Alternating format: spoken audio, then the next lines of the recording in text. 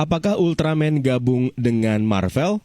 Topik ini sebenarnya sudah lama dibicarakan dan sepertinya masih banyak yang belum mengetahuinya. Suburaya Production yang sebenarnya memegang lisensi dari Ultraman memang memiliki kerjasama dengan Marvel Comics pada saat ini. Kerjasama ini bisa dibilang sebagai sebuah kolaborasi. Ultraman ini pada awalnya merupakan salah satu ikon pop culture Jepang yang sudah begitu terkenal di seluruh dunia. Mereka memulai debut franchise ini pada tahun 1960-an dan memang kisah-kisahnya menarik untuk diikuti dan pernah tayang di layar kaca dan penontonnya juga lumayan banyak dalam bentuk series.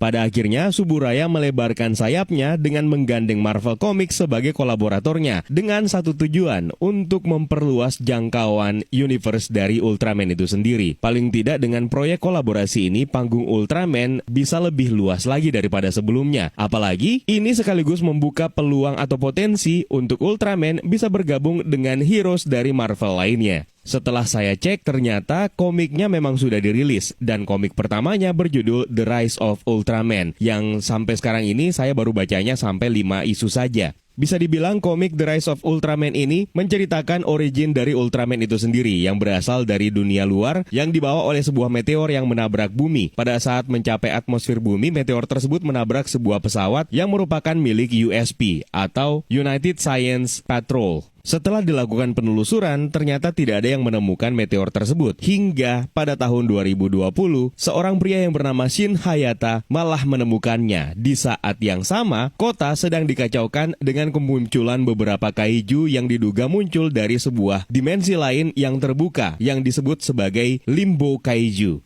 Shin Hayata beserta rekannya yang bernama Kiki Fuji yang selama ini memang menghabiskan waktunya untuk mencari tahu mengenai hal tersebut akhirnya membawa mereka ke sebuah penemuan tentang dunia gelap yang membawa kaiju tersebut ke bumi dan menimbulkan kekacauan. Meteor yang ditemukan oleh Shin Hayata beserta rekannya akhirnya membawanya untuk bertemu dengan sosok alien yang menamakan dirinya sebagai Ultra. Jadilah Ultra ini memilih Shin Hayata sebagai inangnya yang membuat Shin Hayata bisa berubah menjadi sosok raksasa yang kita kenal sebagai Ultraman. Ultraman sendiri sebenarnya merupakan penggabungan antara Ultra dan Man. Kalau dilihat dari visi ke depannya, sepertinya Marvel dan Suburaya berniat untuk menggali kembali kisah masa lalu dari Ultraman tersebut. Dan seperti yang kita lihat sekarang ini, originnya memang benar-benar diambil dari sumber aslinya. Patut dinantikan, jika memang kolaborasi ini akan bertahan panjang, maka kita akan menyaksikan crossover antara Ultraman dan heroes-heroes dari Marvel lainnya.